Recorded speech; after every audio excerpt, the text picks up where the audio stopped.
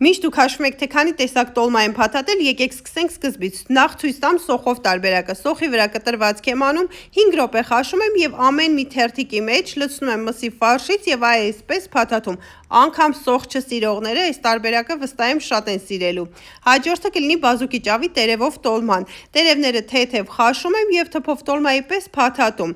Այնուհետեւ կաթսայի մեջ լցնում եմ սոխ, աջիկա, թեթև տապակում եմ եւ սկսում եմ հավաքել տոլման։ Սոխով տարբերակը, այնուհետեւ կաղամբով տարբերակը կաղամբի տերևներով։ Դե առանց թփով տոլմայի էլ ամառային տոլմա ինձ համար գոյություն չունի։ Այնուհետև բազուկի տերևով տոլման եւ լցոնում ենք լոլիկը։ Մի 3 հատ է լոլիկ, այնուհետև բուլղարական պղպեղով տարբերակը,